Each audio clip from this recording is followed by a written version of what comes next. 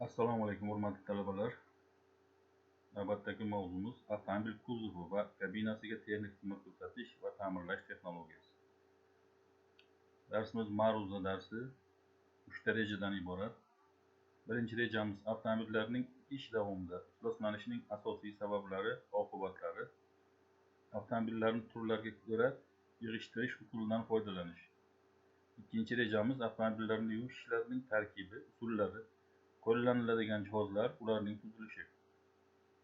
Uchinchi rejamiz ishlatiladigan suvdan qayta foydalanish va ularga qo'yiladigan ekologik talablar.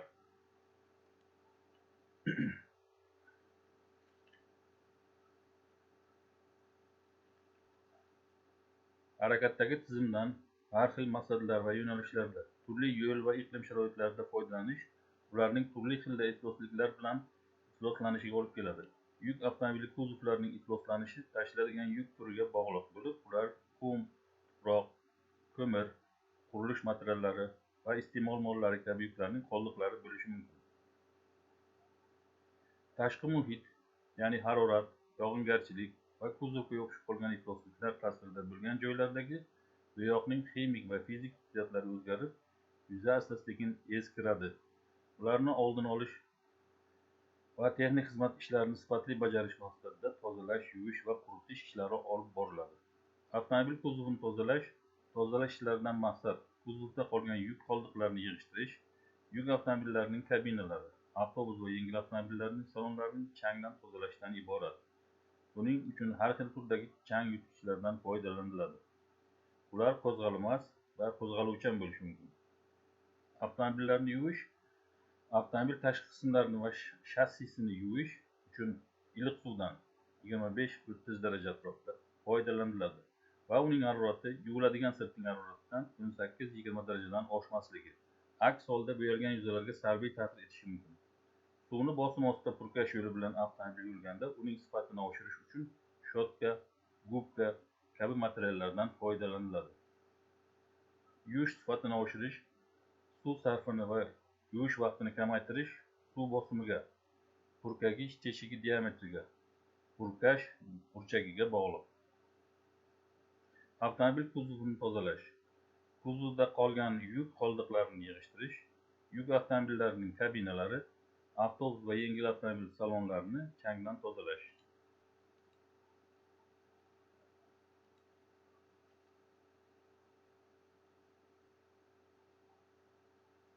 Avtomobillarni yuvish turlari. Avtomobillarni yuvish uni bajarish turiga qarab qo'l bilan mexanizatsiyalashgan va maxsus bo'lishi mumkin. Qo'l bilan shlang va sepkich yordamida past bosimli 0,2, 0,2, 0,4 megapaskal, yuqori bosimli 1, 2,5 megapaskal bo'lishi mumkin. Mexanizatsiyalashgan avtomobillarni yuvish turi maxsus jihozlar yordamida bajariladi va tuzilishiga qarab zarrachali, shotkali va zarracha shotkali bo'ladi. Joylashishiga qarab qo'zg'almas avtomobil harakatlanadi. Qo'zg'aluvchan avtomobil joyida turadi. Boshqarish turiga qarab qo'l bilan boshqariluvchi va avtomat ravishda boshqariluvchi bo'ladi. Zarrachali yuvish jihozida ishchi a'zo sifatida purkagich va forsunkalardan foydalaniladi hamda ular yordamida suv yoki aralashma purkaladi.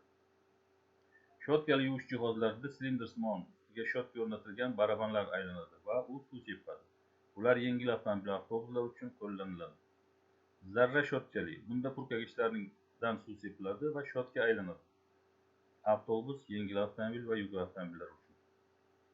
Qo'zg'almas yuvish jihozi fundamentga yuvish postiga o'rnatilgan bo'ladi.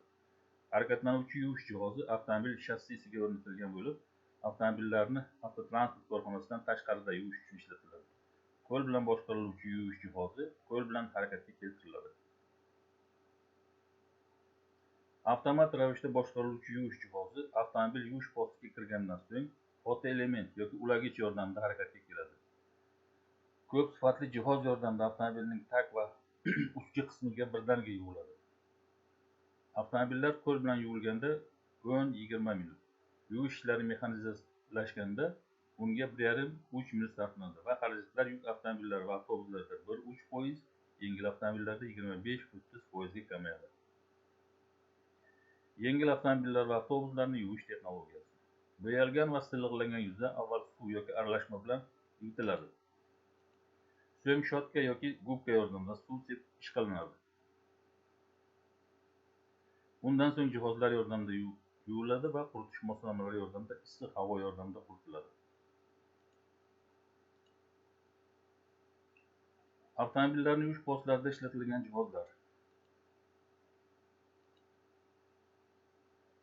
Avtomobillarni yuvish postlarida ishlatiladigan jihozlar yuvish postlaridagi archalarning poli 2-3% qiyalikda. Maydoncha avtomobilning tashqi o'lchamlaridan 1,25-1,5 metr kenglikda bo'lishi kerak. Avtomobil yuvish postlarida konveyer yordamida harakatlanadi.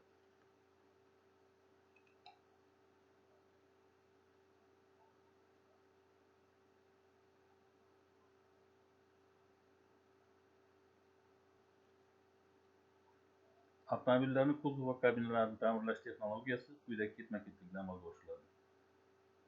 Zanglash mahsulotlaridan tozalash, payvandlash, tekislash va yuzalarni silliqlash, qo'shimcha detallar qo'yish, himoya qatlamlarini tiklash.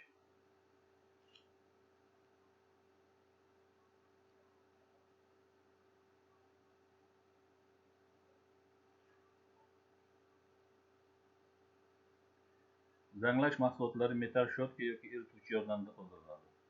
Payvandlashda ko'p hollarda gazli payvandlash turidan foydalaniladi. Bu qo'l bilan yoki avtomat ravishda bajariladi. Pachoqlangan yerlar va qiyshayishlar sovuq yoki qizdirilgan holda 600-650 gradus darajada gaz gorelkasi yordamida holda to'g'rilanadi. Qizdirib to'g'irlash metal qavat-qavat bo'lib qolganda yoki sovuq holda to'g'irlab bo'lmay qolganda bajariladi. To'g'irlashdan qolgan chuqurliklar temirdan yasalgan formani tagiga qo'yib, yog'och yoki rezina bolg'achilar bilan silliqlanadi. Qattiq pachoq bo'lgan va tekis bo'lmay qolgan yuzalar kesilib olib tashlanadi va payvandlanadi.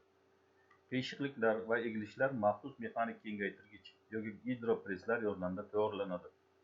Adir-budir bo'lib qolgan yuzalar, payvand choklari maxsus termoplastlar, epoksid kleylari va yumshoq kavsharlash bilan silliqlanadi. Yuza tekislab bo'lmas holatda bo'lsa, ayrim bo'laklari kesib tashlanadi va o'rniga metall listlardan tayyorlangan bo'laklar payvandlanadi. Yangi qism shablon yordamida tayyorlanadi. Kuzov detallarining umrboqiyligini avtomobilning yurgan yo'li va yoshiga bog'liq bo'lib, ular ikki guruhga bo'linadi.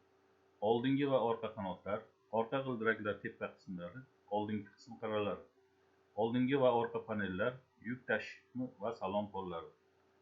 Yuqoridagi guruhlarning bir-biridan farqli xizmat qilishi 3 yil yoki 50 ming kilometrdan tashkil etadi. Birinchi guruh detallarning chirishi va ishdan chiqishi avtomobilning ko'rinishligini yo'qotadi, lekin baquvvatliligini susaytirmaydi. Ikkinchi guruh detallarning zanglashi va chirishi avtomobil baquvvatligini pasaytiradi.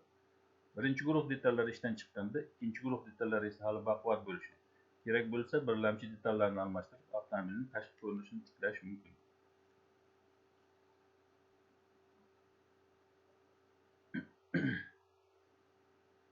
Kuzov ishlari bo'yoqchilik ishlari bilan chambarchas bog'liqdir. ATKda bo'yash ishlari maxsus jihozlar yordamida bajariladi.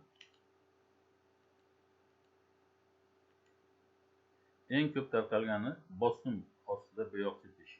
Bosim 0,3-0,7 megapaskal atrofida bo'lib, bu maxsus jihozlar talab qilmaydi. Buning uchun bo'yoq suyuq bo'lishi zarur. Shuning uchun ko'proq eritgich qo'shilishi natijasida yuza silliq chiqmaydi. Hozirda yangi usul, ya'ni bo'yoqni 50-70 darajada isitib 0,5 megapaskal bosim ostida sepish qo'llaniladi. Bu bo'yoqni yuzaga tekis va qalinroq sepish imkonini beradi va yuza silliq chiqadi.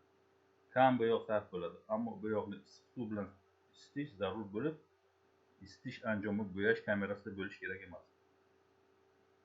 Hozirda yana bir usul, bo'yoqni maxsus jihozlar yordamida 10-30 megapaskal bosim ostida 0,7-1 mm diametrli sepkichlar yordamida sepish usulidan ham foydalaniladi. Uning kamchiligi yuza silliq chiqmaydi, chunki bu usulda plunjerli nasoslardan foydalaniladi. Bo'yash ishlarining texnologik jarayoni quyidagicha bajariladi. Metal yuzani bo'yashga tayyorlash. Bunda zang, eski bo'yoq yuzadan tozalanadi. Shpatlyovka surtish. Yuzaga surtiladi va silliqlanadi. Gruntovka surtish. Bo'yash.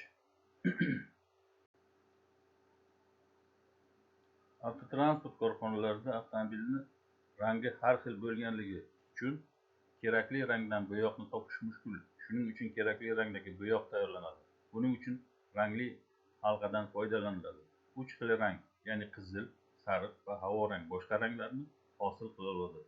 Ishlab chiqarishda maxsus bo'yoq aralashtirish qurilmalaridan foydalaniladi va ranglar spektr analiz yordamida bo'yoq tanlanadi. Bugungi mavzumiz bo'yicha aytiladigan masalalar mana shunday edi. Mavzu matnimizning oxirida nazorat savollari va test savollari bor. Mana shularga tayyorlanib, keyingi mavzuga tayyor bo'lishlaringizni iltimos qilib qolar edim.